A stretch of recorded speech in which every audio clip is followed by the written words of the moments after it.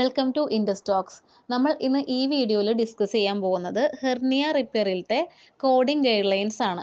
2025 hernia repair codes, അതുപോലെ coding guide lines, ഇതിലൊക്കെ ഒരുപാട് വ്യത്യാസം വന്നിട്ടുണ്ട്.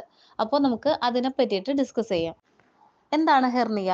A hernia is when an internal organ or tissue bulges through a weak spot in surrounding muscle or connective tissue.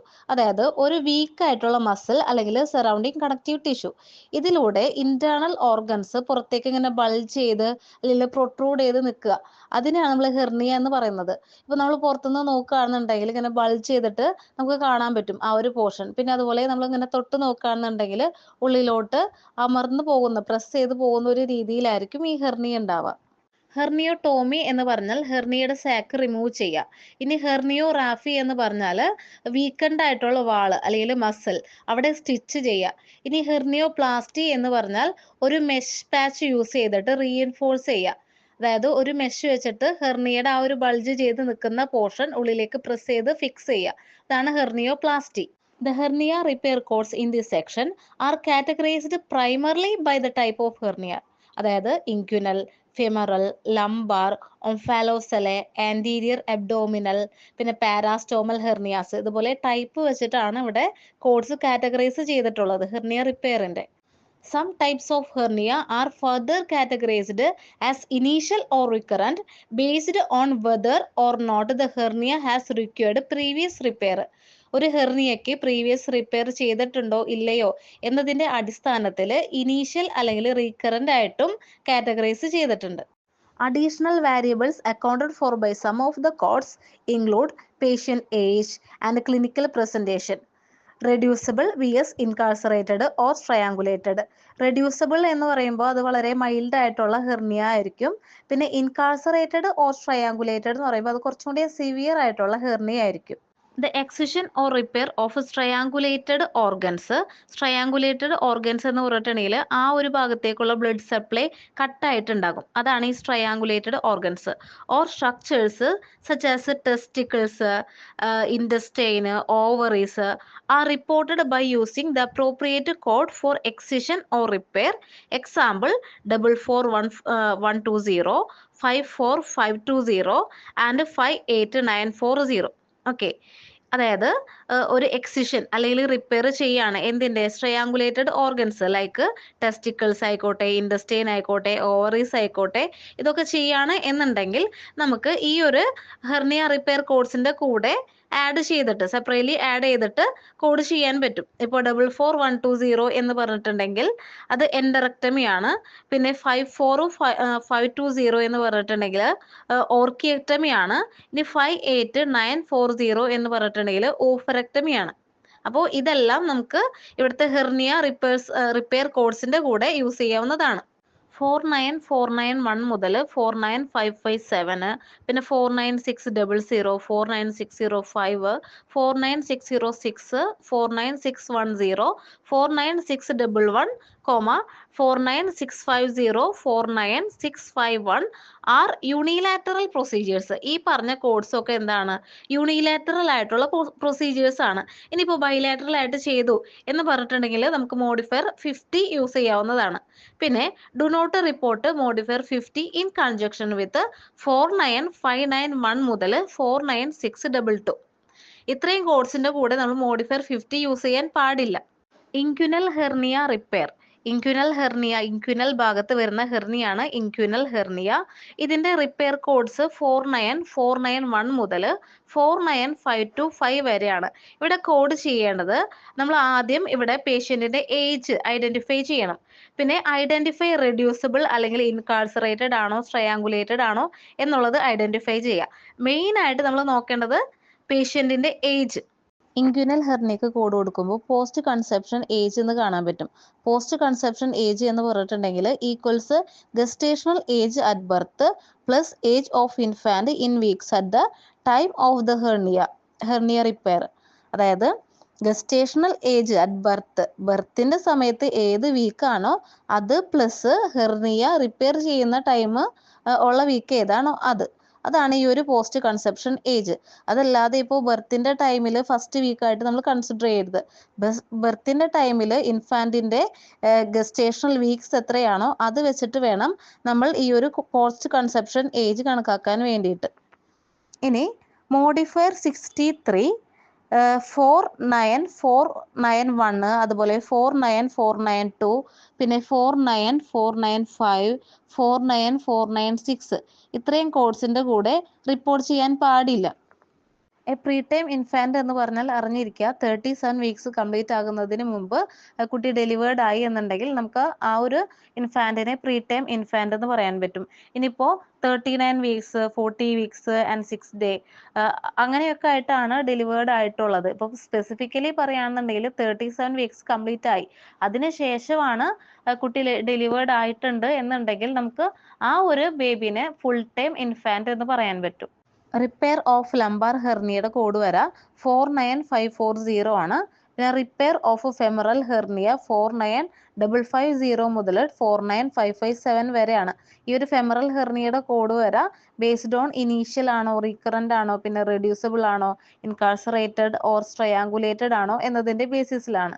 Repair of anterior abdominal hernia codes 49591 to 49618 describe repair of an anterior abdominal hernias, that is epigastric, incisional, ventral, umbilical, spigelian. ഇത്രയും hernias റിപ്പയറിന് വേണ്ടിയിട്ട് anterior abdominal hernia code ആയിട്ടുള്ള 49591 മുതൽ 49618 വരെയുള്ള codes നമുക്ക് report ചെയ്യാൻ പറ്റും. ഏത് approach ആയിക്കോട്ടെ, any approach, that is open, laparoscopic, robotic, നമുക്ക് ഈ കോഡ്സ് റിപ്പോർട്ട് ചെയ്യാവുന്നതാണ്. ഇനി codes 49591 to 49618 are reported only once based on the total defect size for one or more anterior abdominal hernias. ഒരു ഹെർണിയയുടെ ടോട്ടൽ ഡിഫക്റ്റ് അല്ലെങ്കിൽ ഒന്നിൽ അധികം ഹെർണിയയുടെ total ഡിഫക്റ്റിന്റെ ബേസിസിൽ നമുക്ക് ഒരു പ്രാവശ്യം ആണ് ഈ ഒരു കോഡ്സ് റിപ്പോർട്ട് ചെയ്യാൻ പറ്റുക. Measured as the maximal craniocaudal or transverse distance between the outer margins of all defects repaired. For example, Swiss cheese defects, that is multiple separate defects, would be measured from the superior most aspect of the upper defect to the inferior most aspect of lower defect. അതായത് എന്താണ്, ഒരു ഹെർണിയയുടെ superior ആയിട്ടുള്ള ആ ഒരു defect മുതൽ inferior ആയിട്ടുള്ള defect വരെയാണ് നമ്മൾ ഡിഫക്റ്റിന്റെ ലെങ്ത് ആയിട്ട് എടുക്കേണ്ടത്. അത്രേ ഉള്ളൂ. When both reducible and incarcerated or triangulated anterior abdominal hernias are repaired at the same operative section. Same operative സെക്ഷനിൽ ഒരു റെഡ്യൂസിബിളും പിന്നെ ഒരു ഇൻകാർസറേറ്റഡ് അല്ലെങ്കിൽ ട്രയാങ്കുലേറ്റഡ് ഹെർണിയാസ് രണ്ടും റിപ്പയർ ചെയ്യാണ്. അങ്ങനെയാണെന്നുണ്ടെങ്കിൽ all hernias are reported as incarcerated or strangulated. നമ്മളവിടെ incarcerated അല്ലെങ്കിൽ ട്രയാങ്കുലേറ്റഡിന് വേണം കോഡ് കൊടുക്കാൻ. For example 1-2 centimetre reducible initial incisional hernia, 2 centimetre initial reducible ആയിട്ടുള്ള incisional hernia and 1-4 centimetre incarcerated initial incisional hernia separated by 2 centimeter would be reported as an initial incarcerated hernia repair with a maximal craniocaudal distance of 8 centimeter. അതായത് ഒരു 2 centimetre ഉള്ള ഒരു incisional initial hernia പിന്നെ ഒരു 4 centimetre ആയിട്ടുള്ള initial ആയിട്ടുള്ള incarcerated ആയിട്ടുള്ള incisional hernia, ഇത് രണ്ടും റിപ്പയർ ചെയ്യുന്നുണ്ട്. ഇതിന്റെ ഇടയിലുള്ള സെപ്പറേഷൻ ലെങ്ത് 2 സെന്റിമീറ്റർ ആണ് എന്നുണ്ടെങ്കിൽ നമ്മൾ അവിടെ മൊത്തത്തിലുള്ള ഡിസ്റ്റൻസ് 4+2+2 എടുക്കണം. അതായത് 2 ഹെർണിയാസിന്റെ ലെങ്ത്തും അതുപോലെ തന്നെ അതിന്റെ ഇടയിലുള്ള സെപ്പറേഷൻ ലെങ്ത്തും കൂടെ ആഡ് ചെയ്തിട്ട് വേണം 8 സെന്റിമീറ്റർ ആയിട്ട് എടുക്കുകയാണെന്നുണ്ടെങ്കിൽ 49594 നമുക്ക് ആൻസർ ആയിട്ട് കിട്ടും. അതായത് repair of anterior abdominal hernias, that is epigastric, incisional, ventral, umbilical, spigelian, any approach, that is open, laparoscopic, robotic, initial, including implantation of mesh or other prosthesis when performed, total length defects 3 cm to 10 cm incarcerated or triangulated. ഇതാണ് answer വരിക. inguinal femoral lumbar omphalocele and or parastomal hernia repair may be separately reported when performed as the same operative session as anterior abdominal hernia repair by appending modifier 59 as appropriate.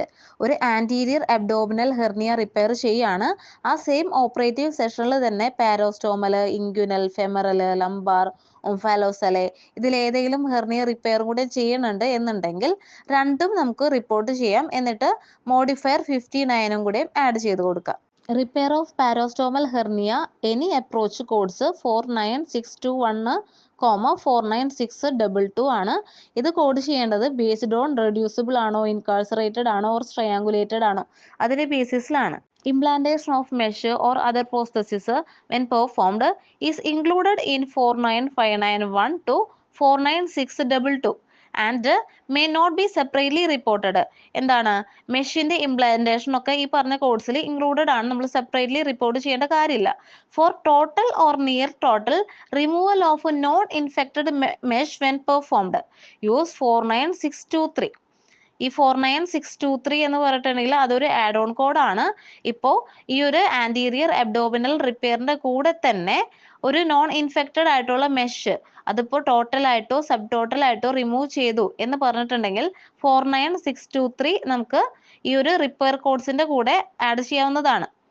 ഇനി for removal of infected mesh use 11008. ഒരു infected mesh ആണ് remove ചെയ്യുന്നത് എന്നുണ്ടെങ്കിൽ 49591 മുതൽ 49622 വരെയുള്ള കോഡ്സിന്റെ കൂടെ 11008 കൂടെ നമുക്ക് ആഡ് ചെയ്യാവുന്നതാണ്.